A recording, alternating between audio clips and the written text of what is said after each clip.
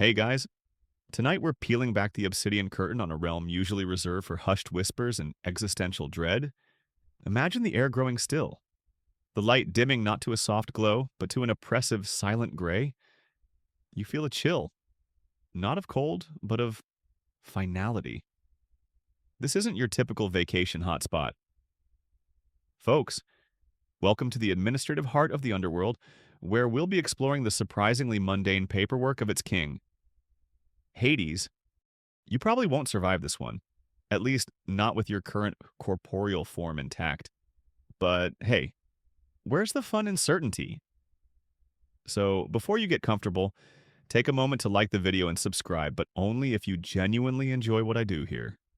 Let me know down in the comments where you're listening from tonight and what time it is in your little corner of the mortal realm. Now, dim the lights, maybe turn on a fan for that soft background hum, and let's ease into tonight's journey together. Your eyelids are heavy, the world outside fades, and you find yourself drifting down to a place where shadows have substance and silence has a weight all its own. There's no dramatic plunge, no fiery chasm, just a slow, inexorable descent, like sinking into the deepest, coldest water. The air, if you can call it that, smells faintly of damp earth, old stone, and something else, something like static, cling, and forgotten memories. You finally feel solid ground beneath your feet, a smooth, cool surface, almost like polished obsidian. You appear to be in a vast, cavernous antechamber. The ceiling is lost in impenetrable gloom far above, and the only light sources are diffuse, grayish emanations that seem to seep from the very walls, casting no distinct shadows, only deepening the existing ones. It's less a palace of torment and more like the grand, unnervingly quiet lobby of some forgotten cosmic bureaucracy. There are no tortured screams here, no moans of the damned at least. Not yet. Instead, you hear a faint, rhythmic scratching, almost lost in the immense silence. It's a sound that speaks of endless, tedious work. Drawn by this subtle noise, you move towards a less imposing archway, tucked away to one side of the grand hall. The arch isn't ostentatious, it's purely functional, like an office door for a very important, very overworked manager. As you pass through it, the scale shifts. This new space is still large, but it feels more contained, more like an actual office. The decor is minimalist, or maybe post-minimalist, as in everything decayed a few millennia ago and no one's bothered to redecorate. You suspect even the dust bunnies are ancient spirits waiting to be processed. Dark tapestries, so faded their original images are mere suggestions of sorrow and forgotten dynasties, hang on the stone walls. And there, at the center of it all, is a massive desk. It's carved from a single piece of black, lusterless stone that seems to drink the already faint light. Piled high upon it are not treasures of the earth, nor instruments of torment, but scrolls. So many scrolls, papyrus, vellum. Strange. Crackly parchments that look like dried leather, and even a few clay tablets that seem impossibly ancient. They are stacked in teetering columns, bundled with faded ribbons and spread open, covered in dense, spidery script. This, you realize, is the source of the scratching sound. Behind the desk sits a figure. It's Hades. All right? Not the monstrous horned demon often depicted in later imaginations, but a stern, regal presence, draped in robes the color of a starless night. His dark hair and beard are streaked with threads of hoarfrost gray, and his brow is furrowed in concentration. He isn't brandishing a bident or glaring with malevolent intent. Instead, he's meticulously examining a long scroll, a simple stylus in his hand, occasionally making a minute correction or a small tick mark. He looks up as you drift closer, not with fiery eyes, but with the weary gaze of someone who's just been told the Underworld's ancient server is down again, and all the soul files need to be re-inputted manually. He could really use a celestial intern with good data entry skills. This is the surprising reality of the King of the Dead. While his brothers Zeus and Poseidon were busy with their dramatic exploits, thunderbolts and tempests, and generally making a scene, Hades was, and apparently still is, the ultimate administrator. Ancient Greeks, you recall, didn't generally view Hades as an evil figure, not like some later devilish personifications. He was more of a grim, implacable, but ultimately just custodian of the departed, ensuring the natural order of life and death was maintained. His role was to rule the dead, not to torment them wantonly, though torment was certainly available for those who earned it. Perched on a tall, precarious stack of what looked like bound ledgers, a screech owl blinks slowly, its golden eyes fixing on you for a moment before it dismisses you as uninteresting. These birds were often seen as messengers from the underworld, their haunting cries a chilling omen.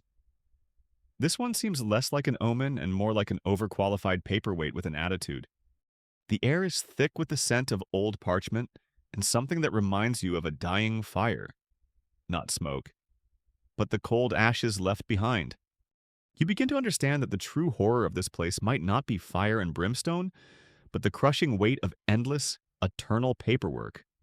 Every soul that has ever departed the mortal coil, every life concluded, every story ended, it all passes through here, to be sorted, cataloged, and filed away.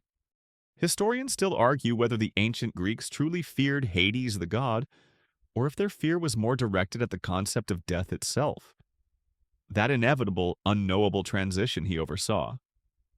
Looking at the sheer volume of work before him, you suspect Hades himself might fear the next influx of arrivals more than any mortal fears him? He sighs, a sound like wind through a forgotten tomb, and makes another tiny mark on his scroll. The bureaucracy of the afterlife, it seems, is a formidable beast indeed, and you've only just glimpsed its gloomy reception. He sets aside the scroll he was working on, adding it to a surprisingly neat pile to his right, each document placed with an almost reverent precision.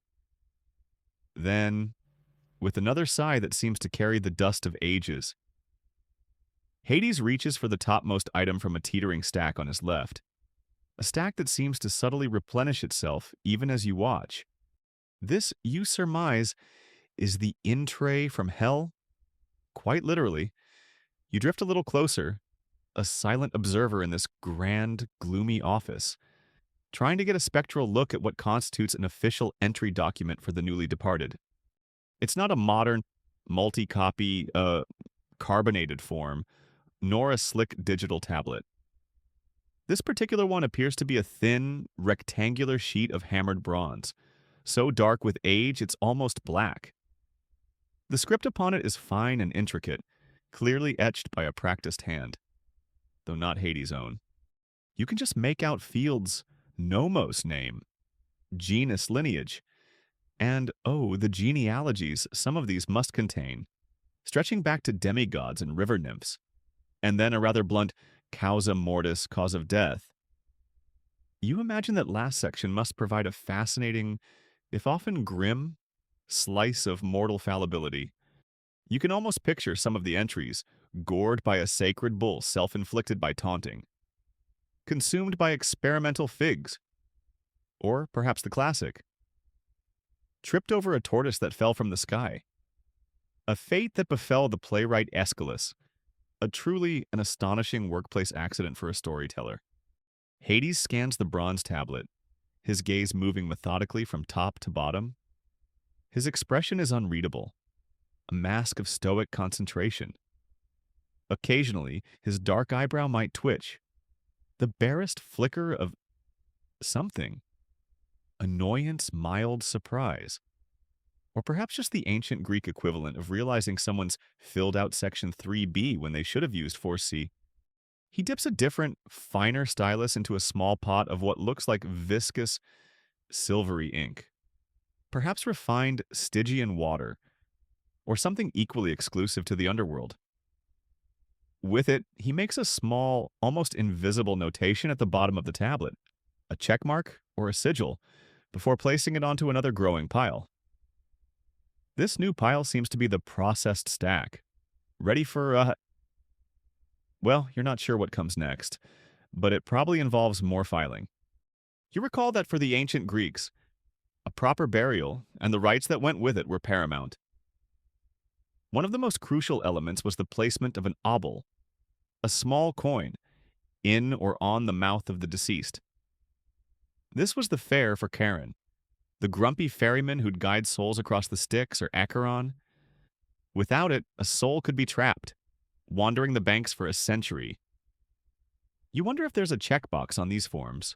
Obol paid YN.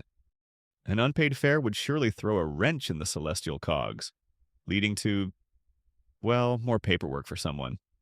Probably Hades. Perhaps a notice of pending spectral loitering would need to be issued. As he works, you notice the sheer variety of these intake documents. Some are on papyrus, brittle and yellowed. Others are inscribed on thin, flexible sheets of lead, a common material for correspondence and curses in the ancient world. Apparently also good for eternal record keeping. Some are even rudimentary wax tablets, the kind Roman schoolchildren used, suggesting a quick field report style of entry for souls processed in a hurry. It's a testament to the vast span of time and the diverse cultures whose dead eventually find their way here. You spot one particularly unusual form, what looks like a series of knots tied in a cord, a system some ancient civilizations used for record keeping. Hades doesn't even blink. He just runs his fingers over the knots, nods once, and adds it to the pile. The man is clearly a versatile administrator. He picks up a particularly long scroll, its edges frayed. As he unrolls it, a faint scent of wildflowers and despair wafts up. This one seems to be a narrative account, possibly a life story submitted for consideration to Elysium. Hades reads it with slightly more attention, his lips moving almost imperceptibly. Then he reaches for a hefty obsidian stamp. You can't quite make out the Greek letters carved into its base from this distance, but you have a sneaking suspicion it translates to something along the lines of "Application denied, try heroism next time." He presses it onto the bottom of the scroll with a dull thud that echoes slightly in the vast chamber. Not everyone gets a golden ticket, it seems. The sheer volume is staggering. For every soul processed, another few seem to appear on the intake stack, as if materializing from the shadows themselves. You watch him deal with smudged entries, with accounts written in nearly indecipherable dialects, with what appear to be addendums and corrections scrawled in the margins by lesser functionaries.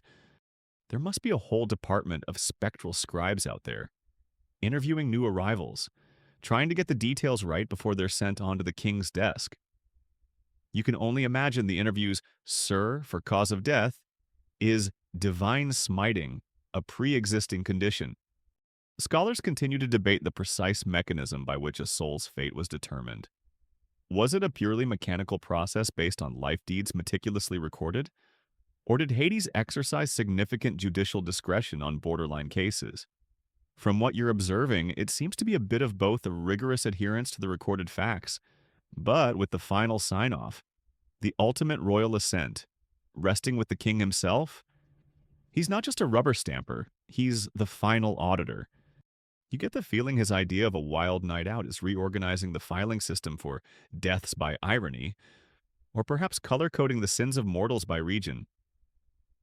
The owl on the ledger pile, which you'd almost forgotten, lets out a soft, sympathetic hoot, as if it, too, understands the crushing tedium of it all. It's clear that managing the ceaseless flow of souls into his domain is a monumental, never-ending task, a tide of parchment and clay that never ebbs. Just as Hades seems to be making a dent in the mountain of soul intake forms, or perhaps, more accurately, as the mountain seems to be regenerating at a slightly slower pace than his processing speed, a different sort of document demands his attention. A wispy, almost transparent shade, clad in what looks like the tattered remnants of a very junior accountant's toga, drifts deferentially to the side of the great stone desk. It silently deposits a slim, bound ledger and a few loose, damp-looking scrolls before dissolving back into the pervasive gloom. This, you sense, is a regular delivery, another crucial component in the Underworld's relentless administrative cycle. Hades picks up the ledger, its cover made of what looks like treated dark gray hide, possibly from some unfortunate creature of the Styx. It's buckled with tarnished bronze clasps, and as he opens it, a faint, musty smell of river water, wet stone, and something vaguely fishy permeates the air. These are Charon's accounts, the meticulous records of the ferryman of the dead. Charon's handwriting, you observe as Hades turns the stiff, leathery pages, is surprisingly neat for someone who spends millennia poling a boat through the eternal twilight, often laden with moaning and groaning passengers. You'd expect more of a waterlogged scrawl, or at least some river slime stains in the margins that aren't intentionally artistic. Instead, it's a precise angular script, each entry logged with an almost painful exactitude. Columns denote dates measured in some unfathomable underworld calendrical system, number of souls ferried, and, most importantly, obols collected. Remember those little coins we talked about, tucked into the mouths of the dead for passage Charon? It appears is required to keep a strict tally. No soul crosses without payment, and no payment goes unrecorded. It's the ultimate toll road, and Hades is checking the receipts. But it's not just a simple income sheet. One section of the ledger titled Operational Expenditures, Fluvialis Navigatio River Navigation. If your spectral Latin is up to scratch, details Charon's expense claims. You lean in, fascinated. What could an eternal ferryman possibly need to expend? Well, according to this, quite a bit. There are requests for replacement ore shafts, ashwood, grade A, apparently, even in the underworld. You can't skimp on quality lumber when you're paddling against the current of lost souls. There are entries for Stygian tar for hull sealant, bioluminescent fungi for bow lantern low emission variant, and even a recurring item for polishing compound for obol collection box. Charon, it seems, likes his coinage to gleam, even if it's currency for the damned. Charon, you recall, is an incredibly ancient figure in Greek mythology. His presence in the underworld predating many of the more famous Olympian gods. He was the son of Nyx Night and Erebus Darkness, making him a primordial being perfectly suited to his grim, unending task. His role was non-negotiable. He was a fixture, an essential service. And like any long-serving employee in a vast organization, he apparently has expenses to file. Some artistic depictions show him not just with his iconic oar, but also with a boat hook or even a hefty mallet, presumably for encouraging cooperation among the more reluctant passengers. You idly wonder if he submits requisition forms for those two. Mallet and persuasion type? Heavy duty, 1. Hades scrutinizes each entry in the expense report with the same grave attention he gave the soul intake forms. His dark eyes narrow slightly as he reads one particular line item. He dips his stylus into that pot of silvery ink and makes a tiny, almost imperceptible query mark in the margin. Excessive wear and tear on ore, starboard side. You manage to decipher? Hades probably knows Charon rows with a bit more vigor when dealing with the truly annoying, or perhaps when trying to outpace a particularly persistent lost spirit trying to hitch a free ride. There's even a claim for replacement shroud, high winds and excessive whaling. Apparently, the atmospheric conditions and vocal complaints can take a toll on one's work attire. Beyond the financials, the ledger also contains a log of notable incidents and, amusingly, passenger feedback. Historians still argue whether Charon was considered a god, a demon, or simply a unique, primordial spirit bound to his task. His exact place in the chthonic hierarchy is often debated, but it's clear he holds a significant, if solitary, position, and it seems his passengers occasionally have opinions on his service. One entry, scrawled in a shaky, ghostly hand, clearly a direct transcription from a complaining shade, reads, "Ferryman uncommunicative. Did not offer refreshments or comment on the dismal weather. 1 star. Would not cross again if I had a choice." Hades actually snorts at that one. a dry, rustling sound like autumn leaves skittering across ancient flagstones. He doesn't seem inclined to establish a customer service training program for his ferryman anytime soon. There are other notes: attempted fare evasion by shade claiming to be friends with the manager, referred to secondary screening, or unscheduled aquatic encounter with three-headed serpent minor hull damage, serpent reprimanded by local hydra. It's a surprisingly detailed glimpse into the daily grind of afterlife logistics. The owl, perched on its stack of ledgers, ruffles its feathers, perhaps bored by this talk of coin and repairs, preferring the grand drama of souls to the minutiae of boat maintenance. Hades, however, is thorough. He cross-references a few figures with a master scroll that might be the Underworld's equivalent of a budget forecast. Finally, with a decisive nod, he presses a small, cylindrical seal into a softened wax blob at the bottom of the main expenses page. Approved. Another cycle of ferry operations accounted for. The little shade reappears as silently as it left, collects the now sealed ledger, and vanishes, presumably to return it to the grumpy boatman or file it in some sub-basement archive labeled Transportation, Riverine, Current Aeon. The paperwork of the Underworld, it seems, that extends even to its most ancient and solitary contractors. With Charon's meticulously itemized expenses settled and his riverine operations duly logged, Hades turns his attention to another critical, if somewhat more animated aspect of his domain. He reaches for a particularly thick, heavily bound dossier, one that seems to vibrate with a low, almost sub-audible thrum. The cover is made of what looks like toughened gorgon hide, and it's simply stamped with a three-headed canine silhouette. So even the guardian beast of the gates, the formidable Cerberus, is subject to the realm of reports and requisitions. You almost expect to hear a distant, multi-throated bark of acknowledgement, but the office remains steeped in its profound, administrative silence, broken only by the rustle of ancient documents. This isn't just a simple employee file. It's more like a comprehensive operational manual for a very specialized, very toothy security system. As Hades opens it, you glimpse section tabs made of bone behavioral assessments, dietary and medical, containment protocols, incident logs, major and minor infractions, and, rather amusingly, enrichment activities. It seems keeping a three-headed hellhound from succumbing to infernal boredom is a genuine managerial concern. You imagine the suggestion box for that last one must be interesting. Proposal introduced slightly faster. More agile shades for chasing practice. Hades flips to the Behavioral Assessments tab. You catch a glimpse of a surprisingly detailed chart. It seems each of Cerberus's heads is evaluated individually and as a collective.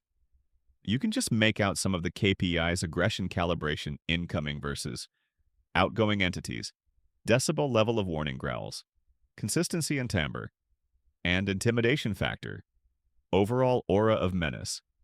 You see a notation, head number 2 affectionately nicknamed Lefty by some long-forgotten Underworld intern, apparently consistently exceeds expectations in vigorous slobber production as deterrent.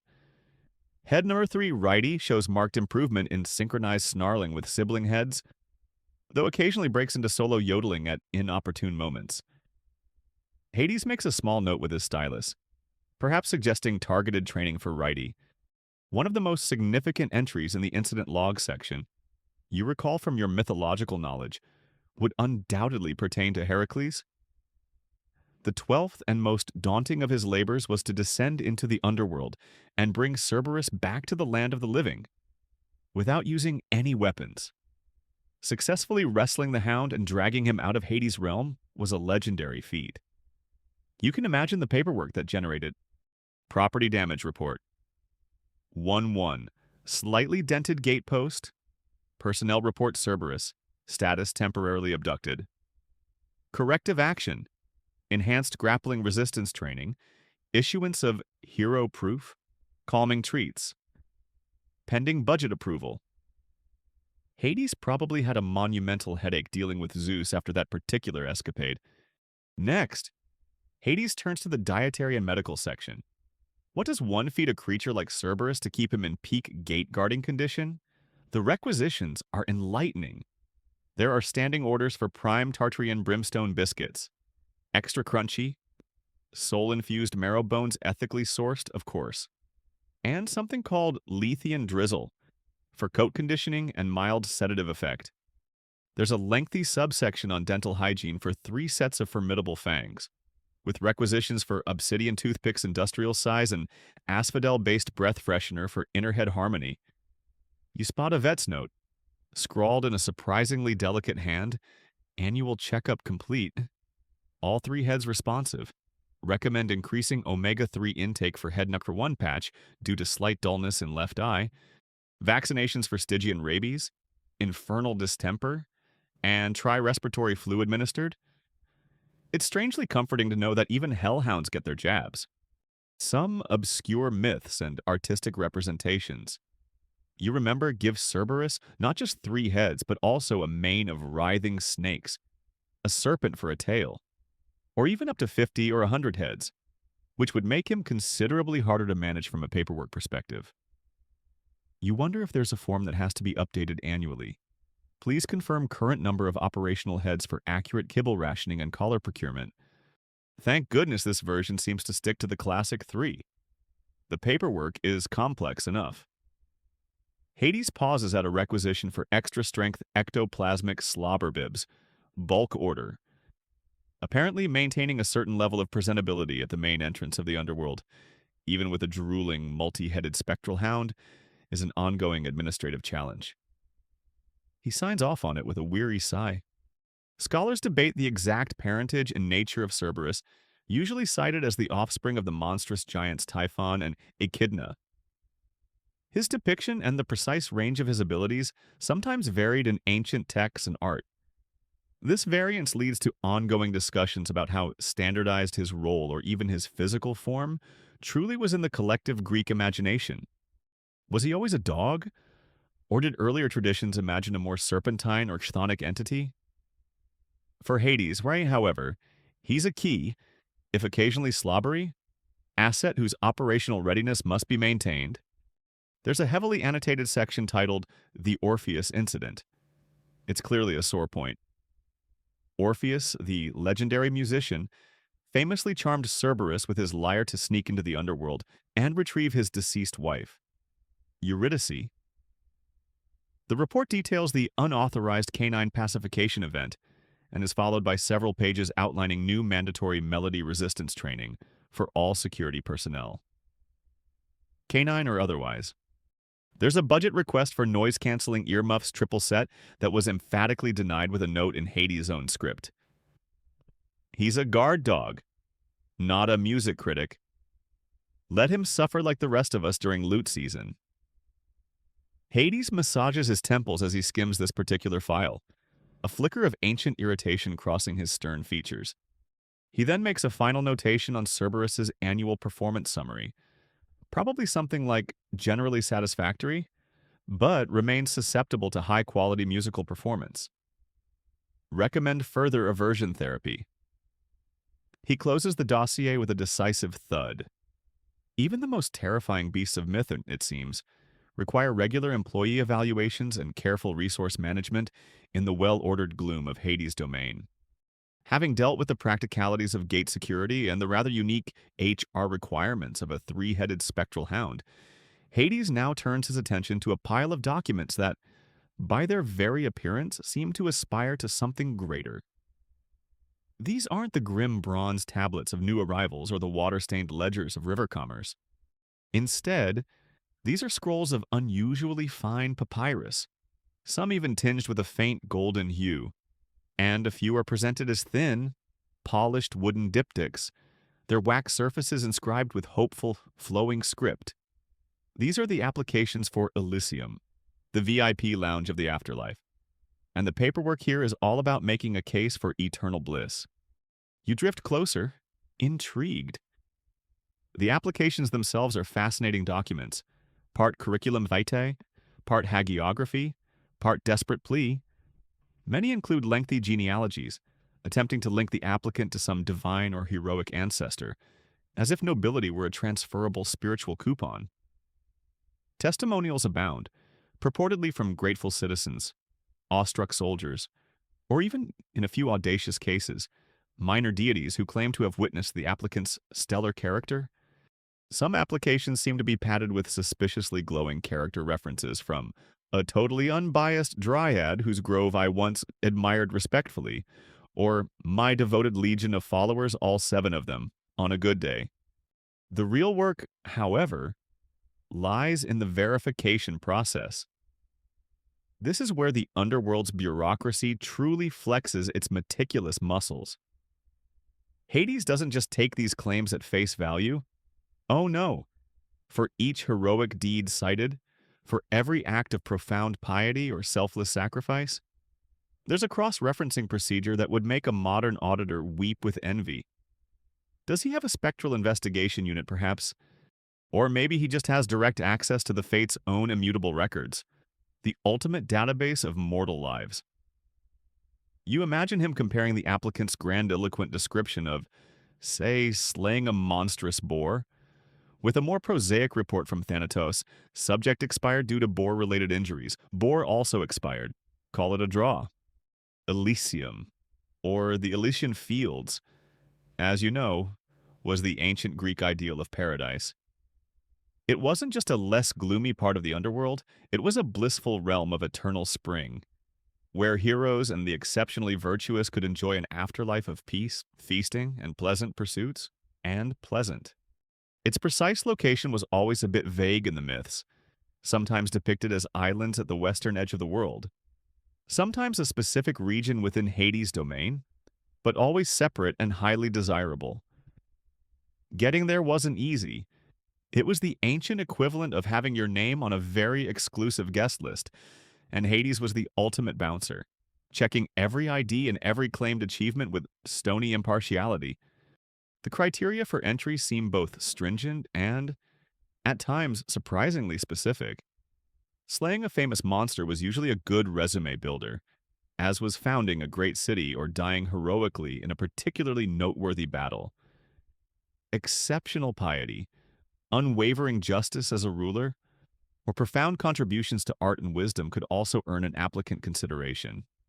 You wonder if there's a complex point system involved, like an afterlife SAT score, or perhaps a dusty, rule-bound manual titled Elysian Entry Criteria and Precedents, Valas Pasrim. Hades reviews one scroll, his finger tracing a line of text. You see him make a small, almost imperceptible note on one application: claim single-handedly repelled barbarian horde at the northern pass. Fact check provided by Shade of Centurion Quintus claimant was found cowering in the baggage train. Later took credit when Avalanche fortuitously buried said horde. Verdict: Asphodel Meadows, Sector 9 Subsector Gamma, near the perpetually dripping stalactite. That heavy obsidian denied stamp you glimpsed earlier probably gets a regular workout with this pile. Some rather quirky beliefs from the ancient world might also factor into these applications. Initiates of certain mystery cults, for example, believed they had a clearer path to a blessed afterlife. Perhaps their applications arrive with a special seal, a kind of spiritual fast-pass that Hades has to acknowledge, even if he rolls his eyes internally at the presumed entitlement.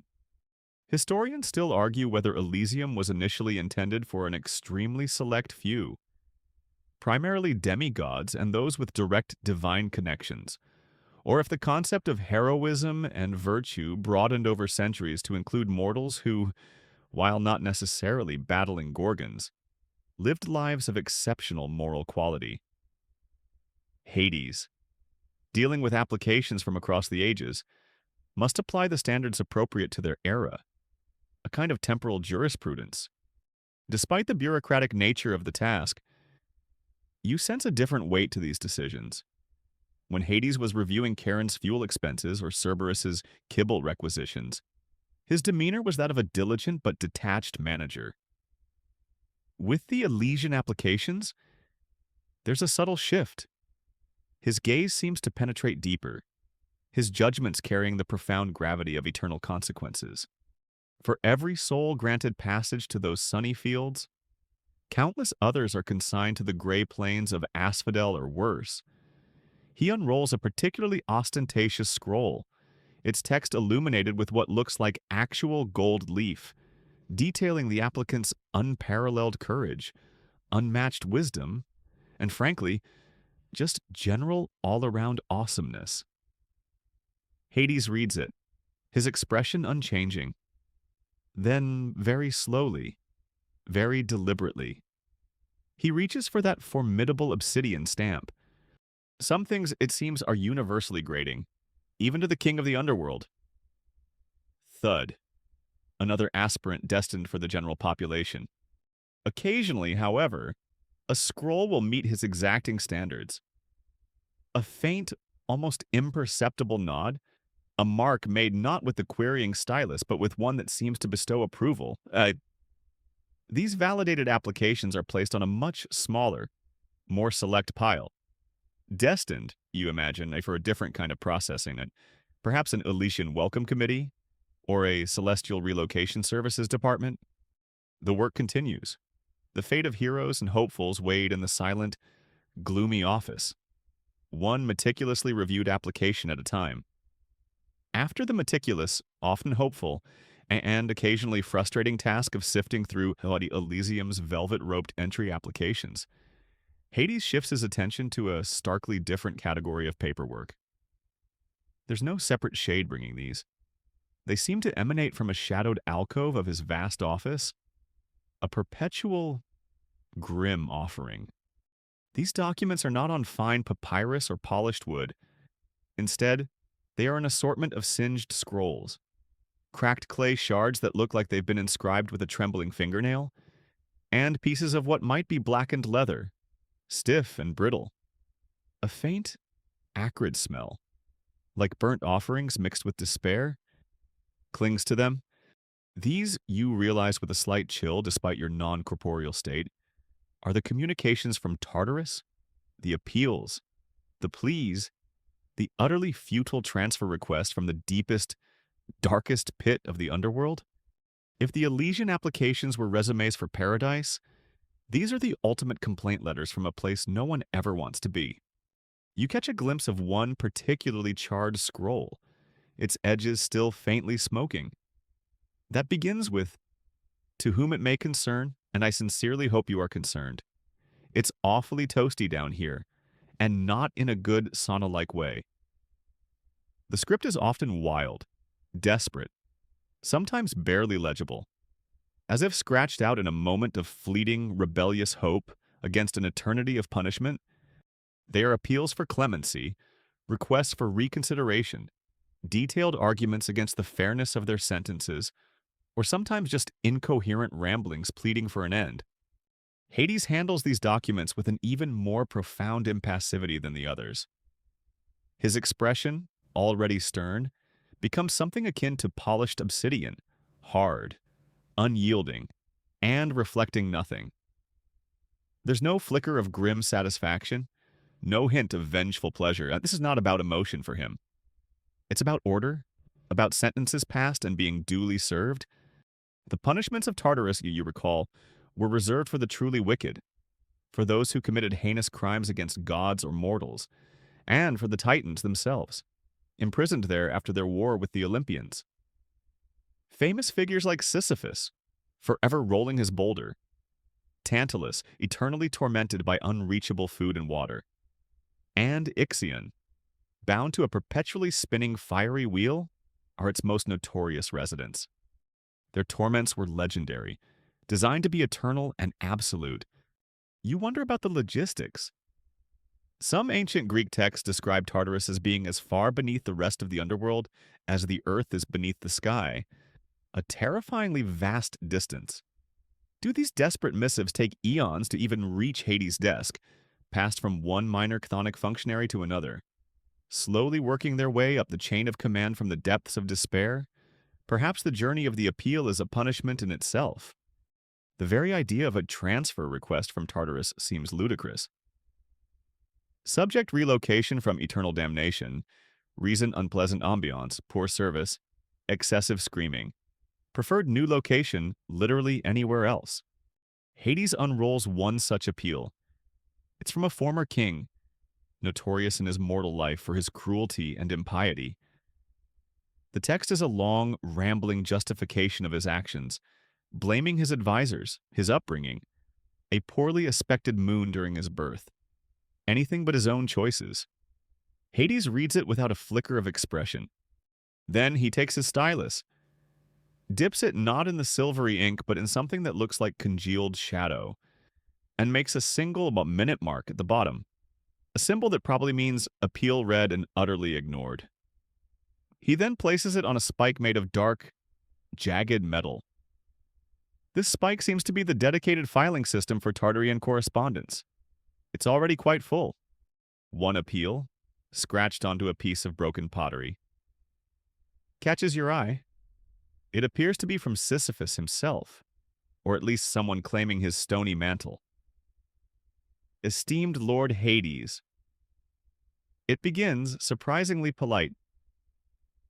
Requesting an urgent ergonomic assessment of my assigned boulder, current model is causing undue strain on lumbar region. Furthermore, its asymmetrical nature leads to inefficient rolling. Suggest immediate replacement with a perfectly spherical, perhaps slightly lighter, alternative. Alternatively, would be open to a job rotation scheme. Tantalus seems to have a lot of downtime between hydration attempts. Just a thought. Hades actually allows the faintest ghost of a smile to touch his lips for a nanosecond before his features reset. He doesn't even bother to make a mark on that one. It simply joins the others on the spike of futility. Scholars still argue whether the elaborate and eternal punishments in Tartarus were viewed by the ancient Greeks as purely retributive, a straightforward eye for an eye, or rather an eternity of torment for a lifetime of wickedness, or if there was some underlying concept of cosmic balance being redressed, or even a grim form of deterrence for mortals still living. Looking at Hades' dispassionate processing, it feels less like active vengeance and more like the upholding of an ancient, immutable sentence.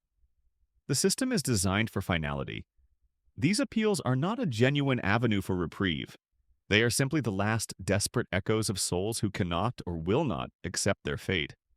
A densely written plea, penned on something that looks suspiciously like a flattened, dried toadstool, arrives from a particularly notorious sorcerer known for trafficking with forbidden powers. It's full of convoluted legalistic arguments, citing obscure divine precedents and supposed loopholes in the laws of life and death. Hades skims it, his expression unchanging. When he reaches the end, he takes his stylus, dips it in the shadowy ink, and writes a single elegant word across the entire document in stark, silver letters that seem to shimmer with cold light. No. He doesn't add a doodle this time. The single word is emphatic enough. The toadstool parchment curls up at the edges as if in shame, and joins its brethren on the spike. The grim accounting of the underworld continues. Each soul in its place, each judgment, once passed, rarely, if ever, revisited. Having dealt with the futile and fiery appeals from the depths of Tartarus, which he impaled with grim finality, Hades now turns his attention to a task that, while lacking the dramatic intensity of damnation, possesses its own unique brand of soul-wearying monotony. He doesn't reach for a specific dossier this time. Instead, his gaze drifts towards a truly colossal set of bound volumes that line an entire section of one obsidian wall, stretching further than your spectral eyes can comfortably resolve into the gloom.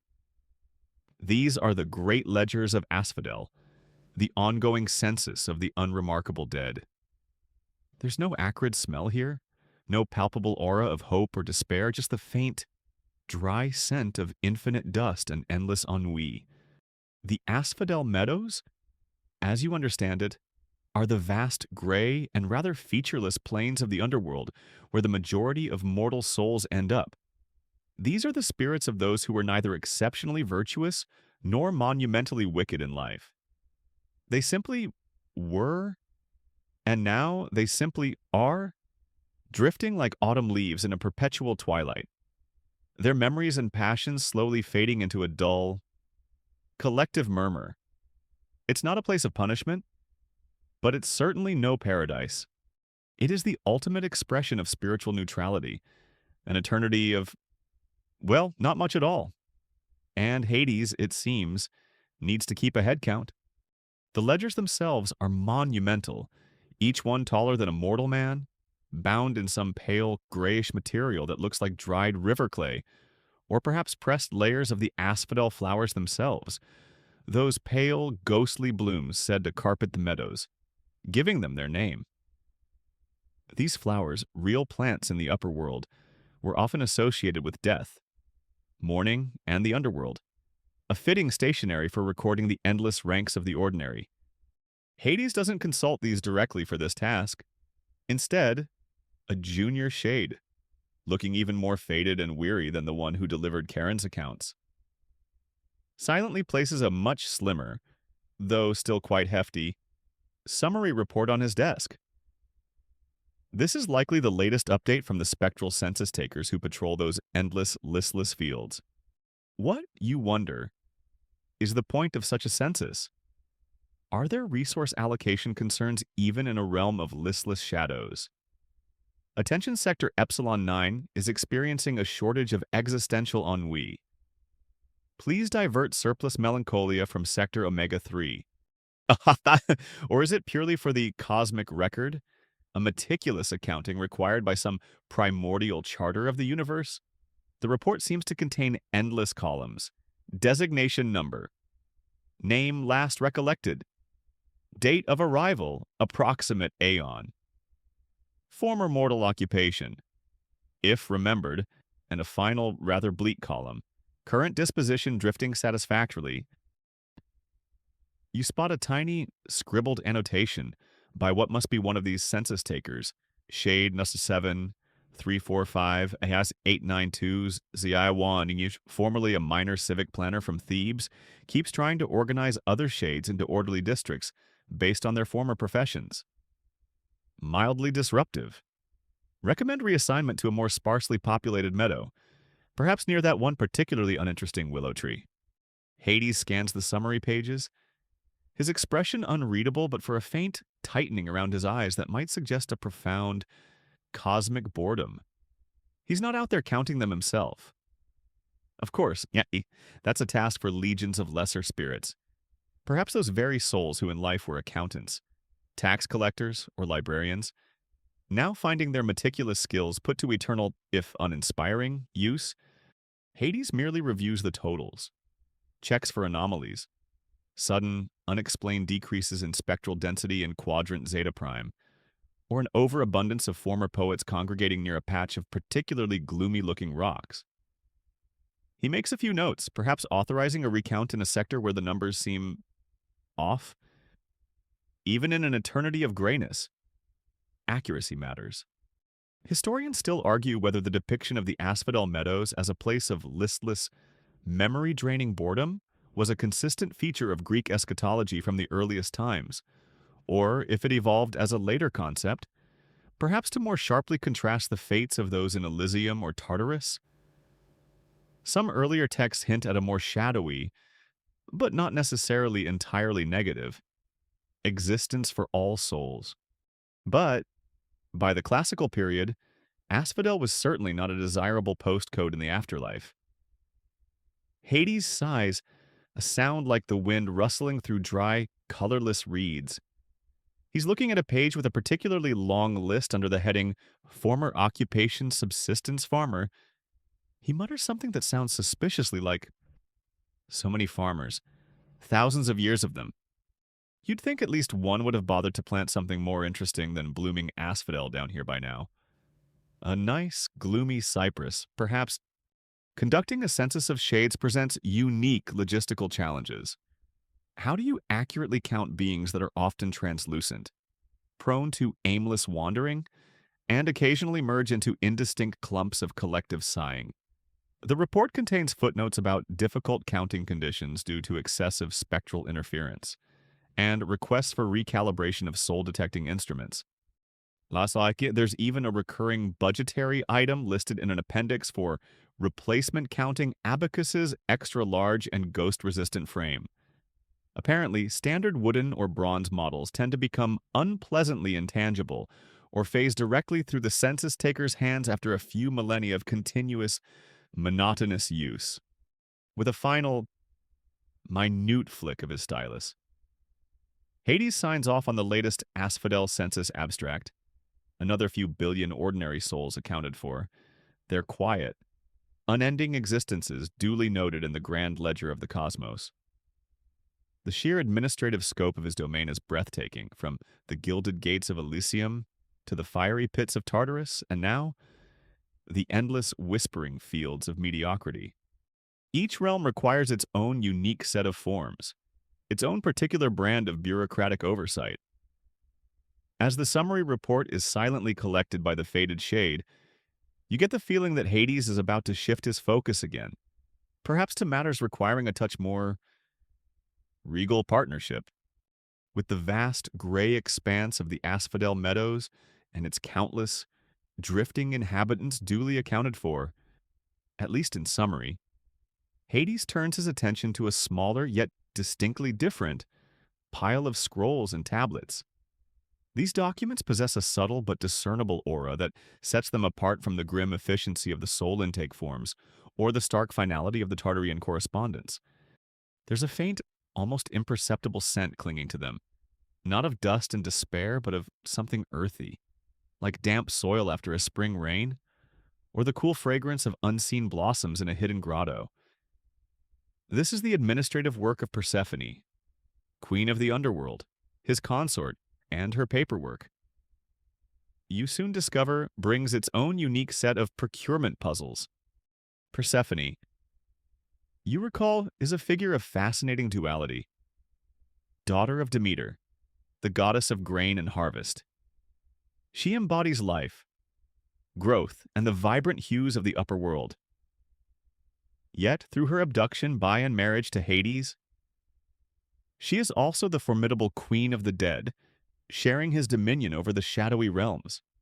Her time is famously divided part of the year she spends with her mother, bringing spring and summer to the mortal world, and the other part she reigns by Hades' side in the chthonic depths. This dual nature is subtly reflected in the requests and reports that now lie before her husband. They often concern the few pockets of, well, not life exactly, but perhaps managed decay or cultivated gloom that exist within the underworld, areas that fall under her particular jurisdiction. The procurement forms she files are, in their own way, as meticulous as any others in this realm of endless bureaucracy, but they are penned with a more graceful, flowing script.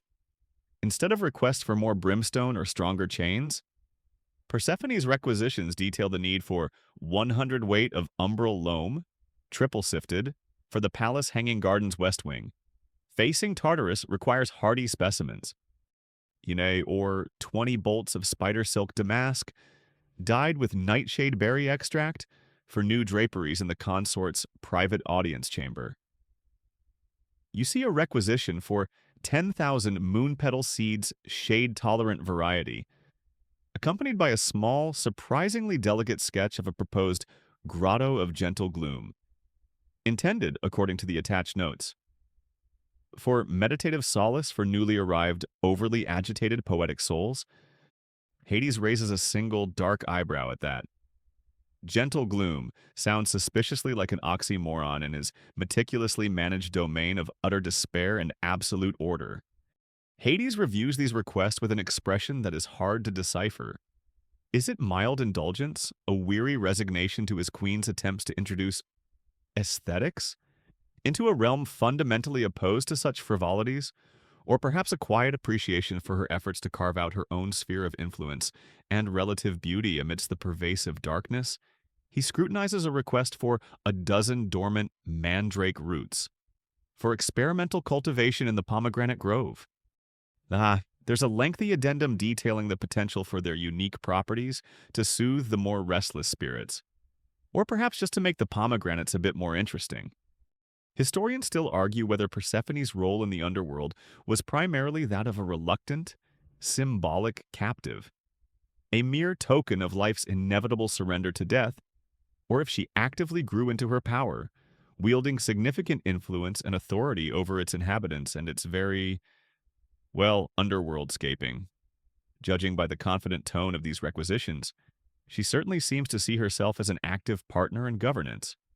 Some requests hint at her connection to the world above. A plea for a small, regular shipment of dried dittany of Crete, for its restorative scent and nostalgic value, is tucked among requests for purely chthonic resources. You wonder about the logistics of such imports. Does Charon have a special Queen's Cargo manifest, ferrying these earthly rarities alongside his usual complement of silent shades? Perhaps there's an entirely separate and equally bureaucratic underworld customs and imports department that deals with such cross-realm transactions, levying appropriate tariffs in souls or forgotten memories. A memo attached to a request for rare Stygian mosses, known for their bioluminescent properties, for use in therapeutic poultices, presumably for particularly melancholic shades in asphodel, has a scrawled note from a minor underworld functionary. Query: will this require a new line item in the Asphodel Meadows Well-being and Ambience Enhancement Budget? Current annual allocation for said budget 0 obols, 0 drams. The puzzles in Persephone's procurement often lie in the sheer unsuitability of the underworld as a nurturing environment. She isn't just ordering supplies, she's often requesting the near impossible. Request viable cuttings from the silver poplar of Luce, to be planted along the banks of the Leith. Aim to provide slightly less monotonous scenery for souls undergoing memory ablution. This is followed by several pages detailing experimental soil compositions and shade generation techniques. It's clear she battles not just budget constraints, but the very nature of her realm. One particularly ambitious requisition is for a single, eternally blooming, tear-resistant nightshade blossom, suitable for a bedside vase in the Queen's personal chambers. Mind, it comes with a multi-page justification outlining its symbolic importance, its potential for inspiring darkly romantic poetry, and its alleged mood-enhancing properties specifically, fostering a sense of serene resignation. Hades reads through the extensive documentation, a flicker of something unreadable in his eyes, then simply scrawls at the bottom, approved. But if it starts singing mournful elegies at 3 a.m., my ma'am, it's on you to silence it. He signs off on a few more of her requests. The umbral loam, the spider silk damask, though he queries the exact shade of midnight lament. The mandrake roots with a caveat about proper containment. It's a different kind of administration, a subtle counterpoint to the grim necessities that occupy most of his time. A quiet reminder of the world of light and life that Persephone, in her own way, brings even to the heart of darkness.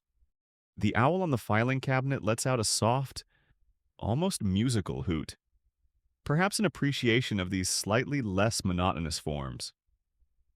Having addressed the more aesthetically inclined requisitions of his queen, Hades now turns his attention to a set of documents that possess a chillingly pragmatic aura. These are not delivered by a faded shade, nor do they carry the faint scent of subterranean gardens. They simply appear on a designated corner of his massive stone desk at regular, inexorable intervals, much like the phenomenon they represent. The scrolls are of a stark, grayish parchment, bound with cords of what looks like dried sinew, and the script upon them is precise, unadorned, and written in an ink so black it seems to drink the faint light of the office. These are the operational reports and timesheets of Thanatos, Death himself. And even he, it appears, is not exempt from the underworld's pervasive bureaucracy.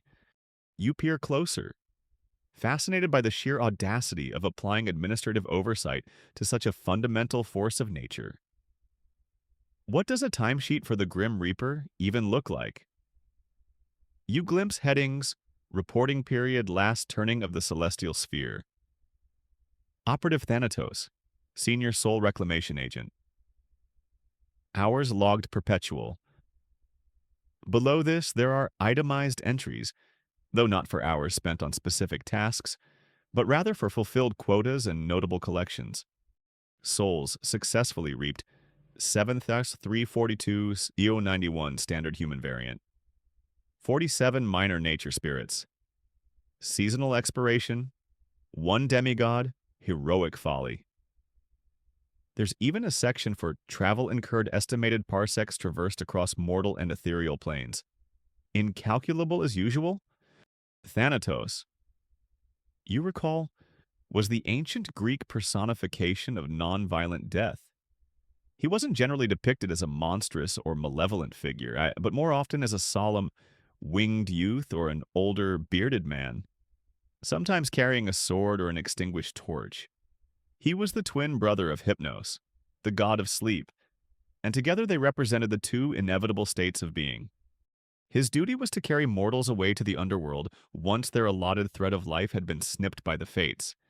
And now it seems he has to file a report about it, probably in triplicate. The reports are more than just numbers.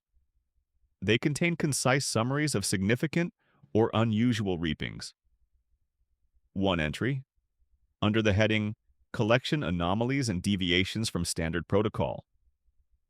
Details an incident, subject philosopher, Athenian, mid to late Socratic period engaged, operative in lengthy debate regarding the ontological status of non-being pre-collection. Standard collection delayed by 0.37 chronons. No further incident. Another notes, target charioteer. Olympic Games contender attempted evasive maneuvers at high velocity. Collection achieved post-collision with stadium wall. Minor collateral damage to divine effigy of Nike. Hades reads these with a stoic expression, occasionally making a minute checkmark with his stylus. These reports are likely crucial for his own vast calculations, for tracking the ebb and flow of souls into his domain, and perhaps for ensuring that the fate's decrees are being carried out with due diligence. You wonder if Thanatos ever has to file an expense report.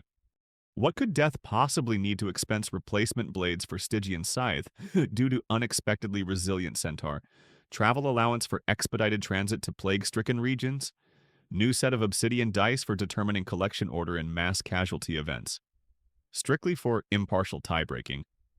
Of course. There's a quirky tidbit you remember sometimes Thanatos was seen as inexorable, yet he could occasionally be outwitted or even physically overcome.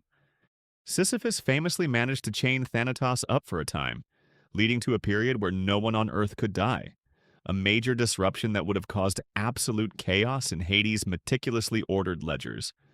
Not to mention a backlog of epic proportions for Thanatos once he was freed. Heracles, too, wrestled Thanatos to save Alcestis from death. You can only imagine the employee injury and unscheduled leave request forms Thanatos would have had to submit after those encounters. Reason for absence: unexpected grappling with overly enthusiastic demigod. Injuries sustained, bruised ego, several bent wing feathers. Hades skims a section titled Resource Allocation and Equipment Status. Here, Thanatos lists the condition of his symbolic accoutrements, his sword, his torch, his dark wings.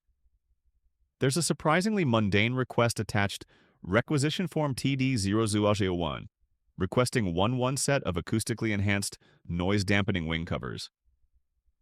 The ceaseless lamentations of the recently separated are becoming a significant workplace comfort issue during transit.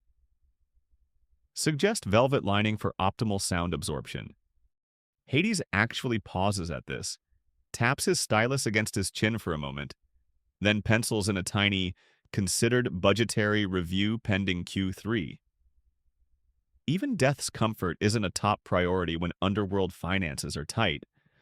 Scholars still debate the precise hierarchical relationship and the division of labor between Hades, the king of the underworld, and Thanatos, the agent of death. Was Thanatos merely a subordinate carrying out Hades' will? Or was he a more independent primordial force, fulfilling his own ancient duties in parallel to Hades' governance? These reports suggest a clear chain of command, with Thanatos accountable to the throne, yet also operating with considerable autonomy in his own sphere. Attached to one timesheet is a small, neatly folded note. My Lord Hades regarding collection, Diakios for Corinth 7B4, scheduled for last Tuesday. My sincerest apologies for the slight deviation from the projected ETA. Subject was surprisingly nimble for a nonagenarian spice merchant and led me on a rather protracted chase through the marketplace.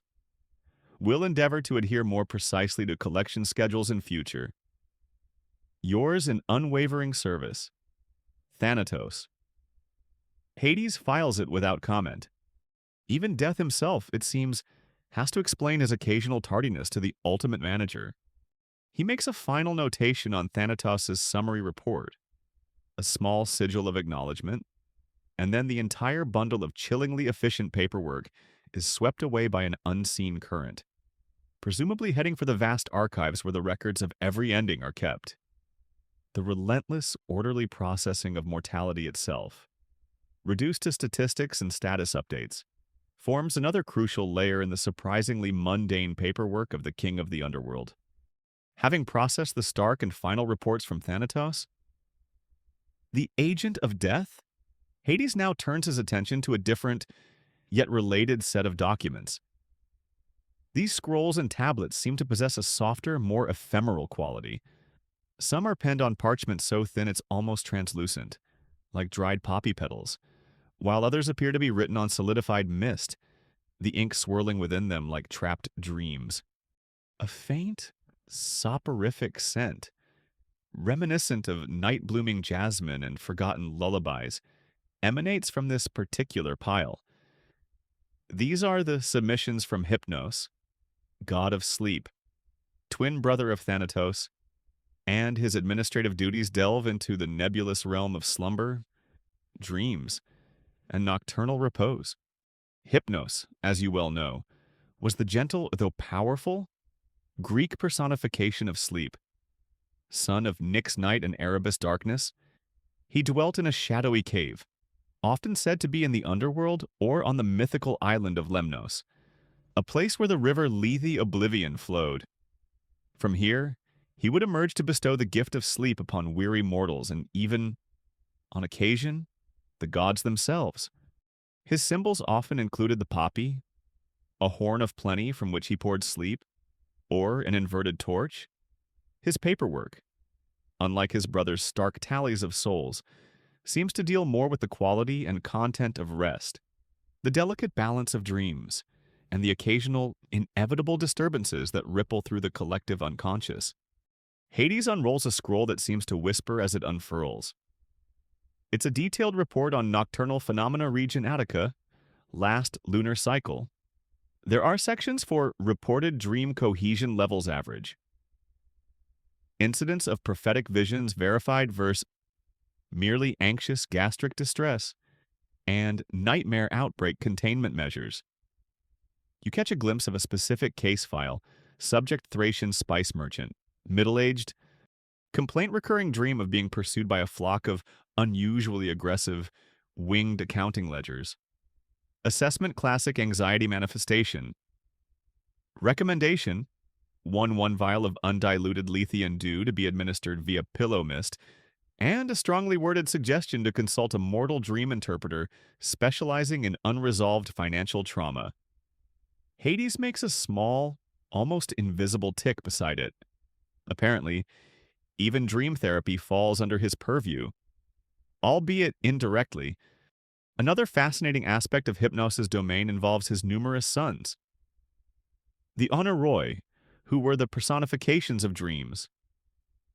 Morpheus, the most famous, was adept at crafting human forms in dreams. Phobeater, also called Iceless by mortals, specialized in fashioning frightening dreams, taking the forms of beasts or monsters. Phantasos, meanwhile, conjured dreams of inanimate objects and illusions. You spot what appears to be a performance review annex for the Honoroi. Morpheus consistently meets expectations in verisimilitude of human apparitions. Phobator exceeds targets for terror inducement, though some complaints received regarding excessive use of tentacles.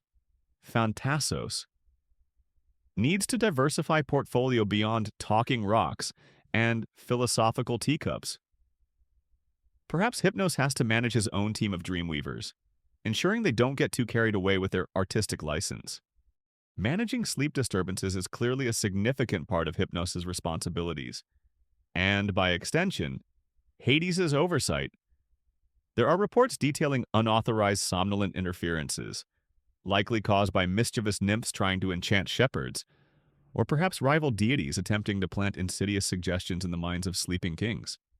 There are also, more poignantly, requests for eternal dreamless sleep, not for death, which is Thanatos' department, but for a profound and unending rest from the weariness of a long or painful mortal existence.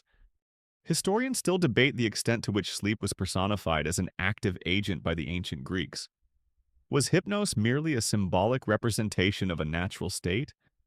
Or did their myths imply that he and his children actively, almost tangibly, crafted and delivered the vast spectrum of dream experiences to both mortals and gods? These detailed reports certainly suggest an active, if overworked, celestial department. Hades picks up a particularly delicate scroll, written on what looks like a preserved lotus leaf, tied with a silken thread. It's a polite, almost pleading request to the most esteemed and gentle Hypnos, Lord of Slumber. Might I humbly petition for your divine intervention? Could you possibly ensure that my beloved, though admittedly verbose, mother-in-law dreams exclusively of vast, silent, empty libraries for the duration of the next harvest moon? This is purely for her own mental tranquility and recuperation, of course, with deepest gratitude. Anonymously submitted by a devoted and slightly sleep-deprived son-in-law, Hades allows a faint, dry chuckle to escape him, a sound like rustling papyrus in a forgotten archive. He files this particular request under a tab you can just make out as domestic disputes, non-intervention protocol unless divinely mandated. Why, you wonder, is Hades, king of the dead, so concerned with the administration of sleep among the living? Perhaps it's because the underworld itself is seen as the ultimate realm of eternal rest. Or perhaps it's a more practical matter. Widespread sleep deprivation or chronic nightmare epidemics in the mortal realm could lead to societal instability, premature stress-induced demises, and a generally untidy influx of souls. Upsetting his carefully managed quotas, he reviews a statistical summary titled Most Common Dream Themes, Last Olympiad Cycle. The top entry, by a significant margin, is being unprepared for an important examination or public performance for which one has not studied. Hades nods slowly, a glimmer of understanding in his ancient eyes. Some anxieties, it seems, are truly timeless, echoing even in the quiet diligence of his underworld office. He makes a final, almost invisible notation on Hypnos' summary report, a sign of approval or perhaps just acknowledgement, before it too is silently gathered and absorbed into the vast, unseen archival system. The work of the underworld, it seems, touches not only the end of life, but also its quiet, nightly rehearsals for oblivion. From the ethereal mists of dream reports and the gentle administration of Hypnos, Lord of Slumber, Hades now shifts his attention to a category of documents that radiate a palpable, almost sizzling intensity. There's no soft parchment or soporific scent here. Instead, a collection of jagged stone shards, scraps of what looks like dried, blackened leather, and heavy lead tablets are brought forth, not by a timid shade, but seemingly propelled by an unseen, furious wind that briefly chills the already cool air of the office. A faint, metallic tang, like old blood or the ozone after a lightning strike, accompanies them. These are the grievance filings, the formal declarations of intent from the Erinyes, the Furies, those ancient and relentless deities of vengeance. The Erinyes, as you know, were born from the blood of Uranus when he was castrated by his son Cronus, making them primordial beings, older than many of the Olympians. They were the terrifying enforcers of cosmic justice, particularly concerned with crimes that upset the natural or social order kinslaying, perjury, the breaking of sacred oaths, and violence against parents or supplicants.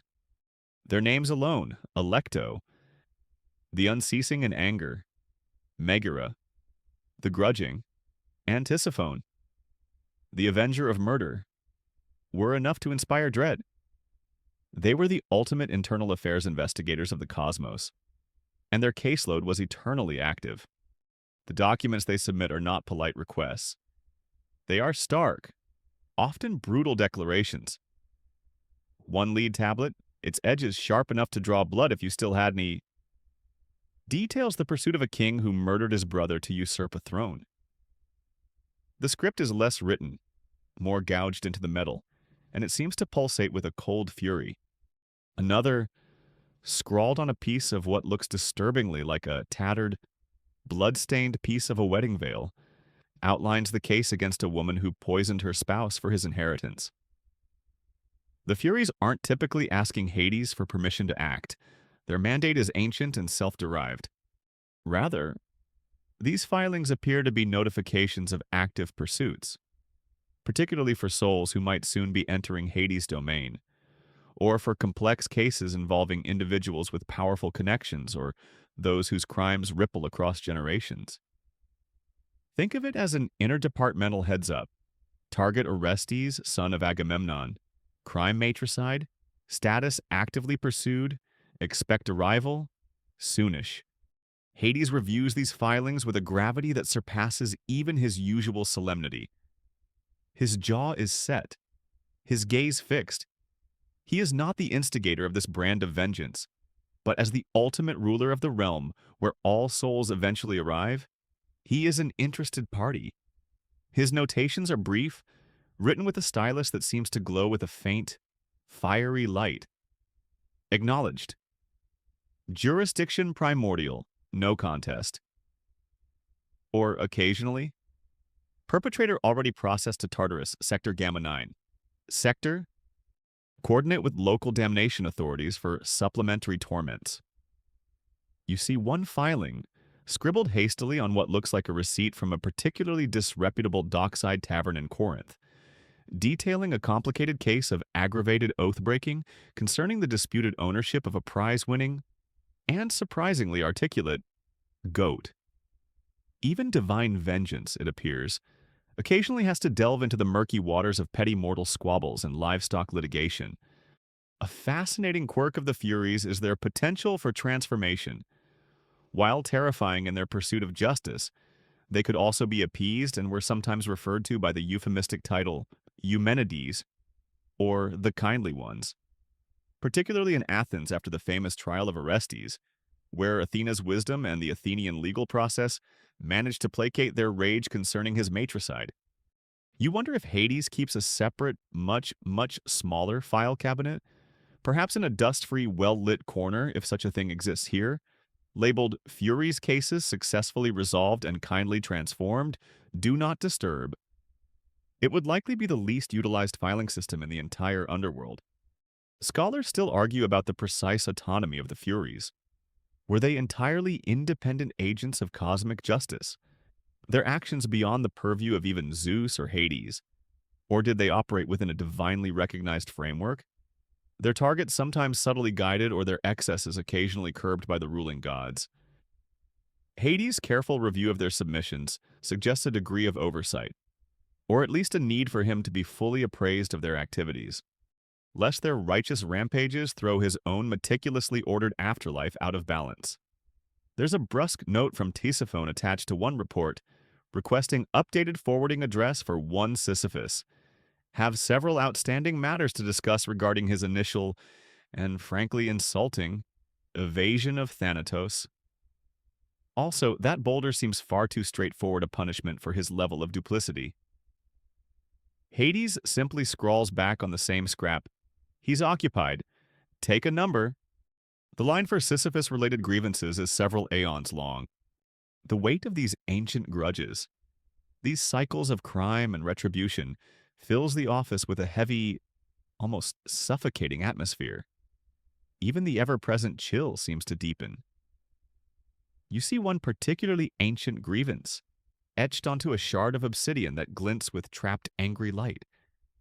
It concerns the unauthorized procurement and distribution of celestial fire by one Prometheus. a titan of questionable judgment.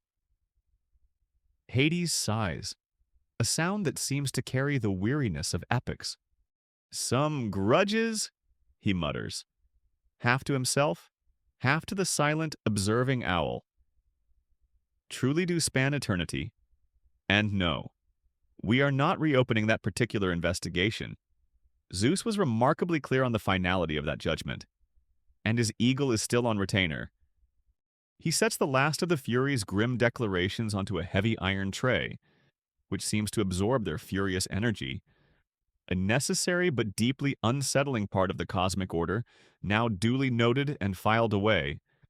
The pursuit of vengeance, it appears, also generates its own unique and rather alarming paper trail in the bureaucracy of the underworld. After the intense, almost searing energy of the Furies' grievance filings has been carefully contained and catalogued, Hades turns his attention to a set of documents that carry a different kind of weight, a damp, heavy, and ancient solemnity. These scrolls are often water-stained at the edges, the ink slightly blurred in places, and they exude a faint, metallic scent mixed with the aroma of deep, cold, undisturbed earth. These are the maintenance memos, dredging schedules, and, most significantly, the oath violation reports pertaining to the river Styx, the most sacred and binding waterway in all the cosmos. The Styx, you know, isn't just another murky river snaking its way through the underworld's gloom. While Charon might pole his ferry across its dark currents, its significance extends far beyond mere transportation. The Styx is an entity, a power, and its waters are the ultimate seal of an unbreakable vow. Even the Olympian gods, in their lofty, often capricious glory, dared not swear falsely by the Styx. To do so invited consequences so dire they could shake the very foundations of their immortality. This river is less a geographical feature and more a living testament to the power of unbreakable promises.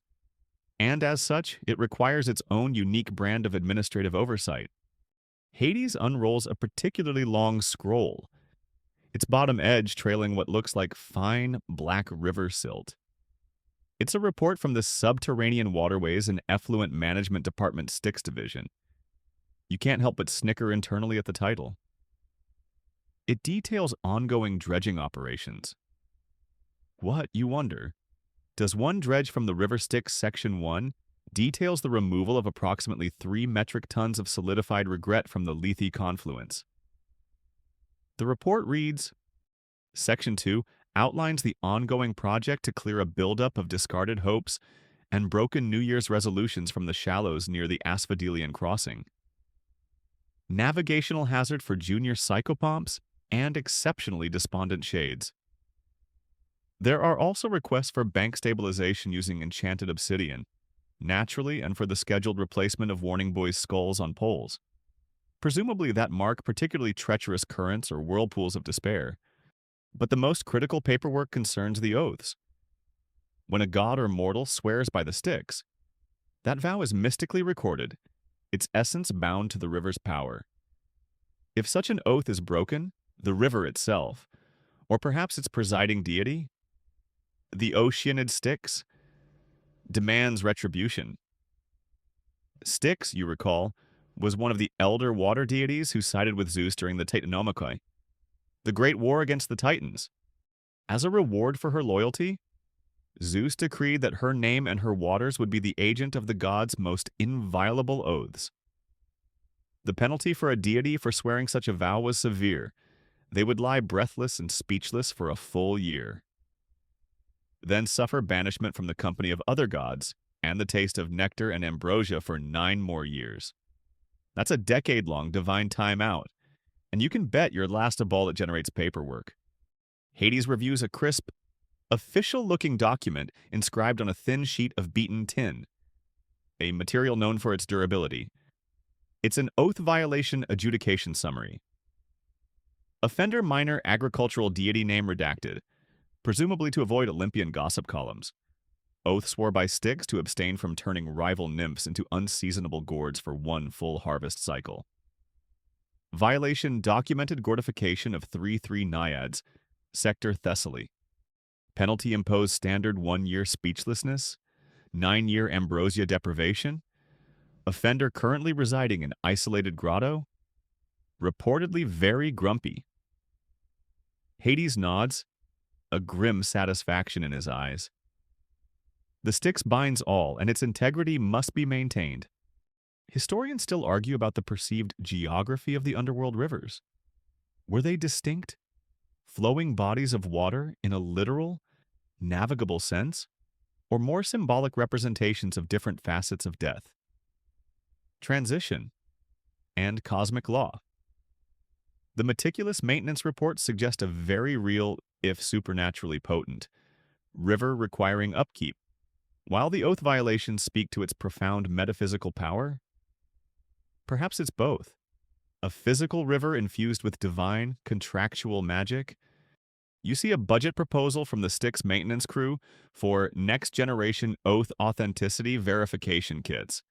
Includes 1-1 self-polishing divining rod, 1-1 vial of concentrated truth serum extra strength, for use on minor deities and particularly stubborn heroes, and 1-1 small, exceptionally judgmental spectral frog. Hades circles the frog with his stylus, adding a terse note, query necessity of amphibian expenditure. Previous model Newt deemed sufficient. Fiscal responsibility, even in matters of divine hydrology. There's even a section for inner pantheon oath breaches. What happens if a visiting deity from another mythological sphere, say a Roman god on holiday or a Norse trickster on an ill-advised underworld tour, makes an oath by the Styx and then breaks it? The paperwork suggests a complex diplomatic protocol involving spectral envoys, carefully worded chthonic communiques, and perhaps even sanctions like temporarily revoking their underworld tourist visa. One file details an incident with a Celtic deity who swore never to complain about the underworld's lack of sunlight, then immediately lodged a formal protest. The fine involved contributing a significant amount of magically enhanced peat moss to Persephone's gloomiest garden project. Hades signs off on a directive for increased patrols along a stretch of the Styx, where several minor water spirits have reportedly been illegally siphoning oath energy for recreational purposes. He also approves the budget for new, more durable warning signs. Swimming in the Styx is strictly prohibited. Violators will be forsworn, and possibly very, very damp. The river Styx flows on, a dark, powerful current through the heart of his kingdom. Its sacred power upheld not just by ancient magic, but by the surprisingly mundane diligence of memos, reports, and meticulously filed violation notices. Having ensured the sacred river Styx continues its flow, its power undiluted and its oath enforcement mechanisms meticulously documented, Hades finds his attention drawn to a type of communique that invariably brings a subtle tightening to his otherwise impassive features. An official-looking scroll, fashioned from an unnervingly bright white parchment and sealed with the unmistakable emblem of an eagle clutching a thunderbolt, lies upon his desk. It wasn't delivered by any of his usual spectral messengers. These Olympian summonses tend to just appear, with a faint accompanying scent of ozone and self-importance. This can only mean one thing: it's audit season, and Zeus's inspectors are planning a visit to the lower realms. Even the king of the underworld, it seems, is not entirely immune to oversight from the upper management on Mount Olympus. Zeus, after all, is the king of the gods, the supreme authority, while he, Poseidon, and Hades famously drew lots for their respective domains. The sky, the sea, and this vast, gloomy kingdom of the dead, Zeus still holds the ultimate casting vote in cosmic affairs. These audits, you surmise, are less about genuine concern for the underworld's operational efficiency and more about Olympus periodically reminding everyone who's really in charge. It's the divine equivalent of a corporate head office descending upon a branch manager, complete with clipboards and a thinly veiled air of condescension. A faint sigh, like the rustle of ancient burial shrouds, escapes Hades. He unrolls the scroll. It's a pre-audit notification, complete with a lengthy checklist of areas to be reviewed and a proposed schedule for the inspection team's arrival. You can almost hear the collective groan from the unseen administrative underlings of the underworld. Hades issues a series of silent mental directives. Preparation will be key. The asphodel meadows will need to be tidied. All personnel are reminded. You imagine the internal memo might read that during the upcoming Olympian audit, spontaneous spectral wailing in the asphodel meadows should be modulated to a level consistent with gentle, melancholic reflection, rather than active, ear-splitting despair. We are aiming for an atmosphere of dignified gloom, not a cacophony that might alarm the inspectors or lead them to believe standards are slipping. Tartarus, of course, is another matter. Its standards of torment are expected to be impeccably high, though perhaps some of the more experimental punishments might be temporarily put on hiatus. Who would Zeus even send on such an unenviable task? Hermes, the messenger god, with his winged sandals and keen eye for detail, is a likely candidate, probably relishing the chance to flit about causing minor administrative chaos. Perhaps some stern, minor deity of order and accounting, one of the Horai, those goddesses who personified not just the seasons but also good governance, would be dispatched to ensure procedural correctness. You can picture them, armed with celestial spreadsheets and an unwavering belief in the importance of triplicate forms, descending into the gloom, their bright Olympian aura clashing rather spectacularly with the muted tones of Hades' realm. There's a quirky, lesser-known aspect to Olympian bureaucracy. They had various divine functionaries for all sorts of tasks. You wouldn't be surprised if Zeus had a dedicated underworld audit task force, probably staffed by deities who drew the short straw at the last Olympian staff party. The checklist from Olympus is extensive. Item 1. Verification of soul intake and processing times. Target no more than 3 millennia per soul from arrival to final placement. Exceptions for exceptionally litigious souls to be documented. Item 2. Review of Tartarian resource allocation. Specifically, brimstone consumption rates versus damnation efficacy. Item 3.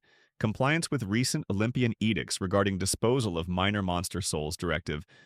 Yacher 47 to be all defunct chimeras to be recycled into Cerberus chew toys. There are also sections on the security protocols for high-profile Tartarian inmates, and a rather pointed inquiry about the psychological well-being and morale of ferryman Charon. Why this? One auditor's query from a previous visit, a note still magically pinned to a shadowy pillar in the antechamber, reads, regarding the three-headed canine security asset. Cerberus is a triannual spectral rabies vaccination schedule, demonstrably more cost-effective than a biannual approach. Please provide comparative data and risk assessment matrix by next inspection. Hades had apparently scrawled, yes, conclusively. Next question, in large, emphatic, and slightly smoking letters beneath it. Historians still argue about the true balance of power and autonomy between Hades and his Olympian brothers, particularly Zeus. Was Hades truly an independent monarch in his own kingdom, his rule absolute and unquestioned within its borders? Or was he more akin to a powerful, but ultimately subordinate governor, subject to the overarching authority and occasional meddling of the sky god? These audits, however irritating Hades might find them, suggest a certain level of accountability, a tether, however light, to the celestial hierarchy. Hades himself endures these impending inspections with his usual stoic composure, though you detect a subtle aura of regal annoyance emanating from him.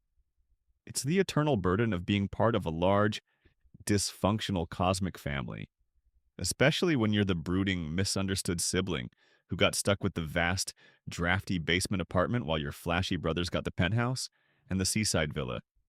The pre-audit checklist from Olympus includes a final, almost comically out-of-touch item. Ensure sufficient ambrosia light refreshments and nectar-based beverages are available for the inspection team throughout their visit. Hades lets out a sound that might be a snort, or perhaps just the shifting of ancient stones deep within the earth. They'll get lukewarm Lethe water, served in chipped obsidian goblets, he mutters to the silent office. And they'll consider themselves lucky. This isn't a resort. The preparations, however reluctantly undertaken, will continue. The underworld will brace itself for the descent of the bright, officious auditors from on high, an exercise in cosmic box-ticking that Hades will endure with grim patience before returning to the actual, serious business of managing eternity. With the looming stress of an Olympian audit hanging in the air like an impending thunderstorm, albeit a very bureaucratic one, Hades now turns his attention to a set of ledgers and scrolls that represent an even more constant, grinding source of royal anxiety, the underworld's annual budget. These documents are not imbued with divine fury or ethereal mystery. They are simply thick, worn, and covered in dense columns of figures, annotations, and what looks suspiciously like frustrated doodles in the margins. This is where the king grapples with the perennial challenge of balancing soul revenue against the astronomical operational costs of running an entire afterlife. If you thought managing a small kingdom or a multinational corporation was tough, try balancing the books for eternity. The primary revenue stream for the underworld, as you might guess, is the humble obol, that small coin placed in the mouths of the dead to pay Charon's ferry fee. Each coin, meticulously collected by the grim ferryman, minus his approved operational expenses, of course, contributes to the treasury, but an obol per soul, even multiplied by the countless dead across millennia, doesn't always stretch as far as you'd think, especially given the scale of this enterprise. There are other, minor income sources fines levied for particularly egregious oath breakings on the River Styx, though those are more about upholding cosmic law than generating profit. Perhaps there's a small, almost negligible grief tax collected by Thanatos from exceptionally wealthy estates. Or maybe Persephone's surprisingly popular among certain melancholy poets Grotto of Gentle Gloom has a discreet entrance fee. But largely, the coffers rely on that steady clinking stream of Charon's fares. Against this modest income, the expenses are, to put it mildly, monumental. Hades pores over a summary sheet, his brow furrowed. There's Charon's own budget new oars, Stygian tar, replacement shrouds when his get too tattered from endless river crossings. Then there's Cerberus. The cost of prime Tartarian brimstone biscuits alone is enough to make a lesser administrator weep. Not to mention his triannual spectral rabies shots, reinforced chew toys, and those industrial-sized ectoplasmic slobber bibs. Tartarus isn't cheap either. Maintaining an appropriate level of eternal torment requires a constant supply of high-grade brimstone. Replacement parts for various infernal contraptions. Sisyphus's boulder, for instance, probably needs periodic resurfacing to maintain its optimal rolling resistance. And whatever passes for salary or sustenance for any underdemons tasked with stoking fires or polishing chains. You see a line item for spectral ink and parchment. Annual consumption immeasurable. Below it, a frustrated note in what you now recognize as Hades' own precise script, query feasibility study for transitioning to digital record keeping. Current papyrus and otherworldly squid ink costs are, frankly, damning. Even the seemingly passive Asphodel Meadows incurs costs those ghost-resistant abacuses for the census takers. The wages for the shades who conduct the count paid in what slightly less monotonous gloom, and the occasional need to redraw sectoral boundaries when too many listless spirits clump together and cause a metaphysical traffic jam. Persephone's beautification projects, while perhaps good for her morale and that of the more sensitive souls, also add to the expenditure column rare seeds for her Stygian gardens, exotic minerals for decorative accents, in the palace which mostly involve different shades of black and gray, and the endless quest for that perfect, eternally blooming, tear-resistant nightshade blossom. And that's before you even get to general infrastructure Styx dredging. Upkeep of the palace, even if it's mostly just ensuring the gloom remains at an acceptable level of oppressive, and the energy costs of whatever powers those faint, flickering lights in the endless corridors, Hades taps his stylus against a particularly alarming figure representing the projected shortfall for the next fiscal aeon. This is where his epithet, Pluton, the rich one, comes with a rather bitter irony. While his domain contains all the unmined mineral wealth of the earth, gold, silver, precious gems, these are largely illiquid assets. You can't easily pay for a new shipment of Cerberus's kibble with a vein of unexcavated diamonds. His wealth is more in the vast number of souls he governs than in readily spendable currency. Historians still argue whether the ancient Greeks perceived Hades as a literally wealthy god due to the Earth's mineral riches, or if his wealth was primarily symbolic of the sheer quantity of souls under his dominion. Looking at these budget sheets, you suspect Hades would gladly trade a few subterranean gold mines for a more consistent cash flow? What cost-cutting measures can a king of the underworld even implement? He briefly considers a proposal to reduce Cerberus to 2 heads to save on food and veterinary bills. But Persephone had vetoed that with a firm, absolutely not, darling. He's iconic. Besides, where would the 3rd head go? Another suggestion to use lower grade, cheaper brimstone and Tartarus was rejected when initial trials resulted in only mildly irritating warmth, rather than soul-searing agony, leading to complaints from both the tormented and, surprisingly, some of the more traditionalist tormentors. He pages past a memo suggesting a BYOS, bring your own shroud policy for new arrivals to save on funerary linen expenses. Persephone had drawn a very stern, frowny face next to that one, with the comment, "We have certain minimum standards of decorum, even in eternal damnation." Hades stares at a projection indicating a slight dip in obol revenue, attributed to unexpectedly robust public health initiatives and increased longevity trends in parts of Arcadia. He mutters under his breath, "Mortals, living longer is all well and good for them, but it plays absolute havoc with my 5-aeon fiscal projections and soul intake forecasts. The unenviable task of managing an eternal, loss-making enterprise rests squarely on his shadowy shoulders." With a final, weary sigh, he makes a few difficult decisions, circling certain expenditures for deferral and reluctantly approving a slight increase in the price Charon is authorized to charge for priority boarding, a service few souls ever actually request. But it looks good on the revenue diversification report. The budget-balancing blues are a timeless affliction, it seems, even for the grim monarch of the departed,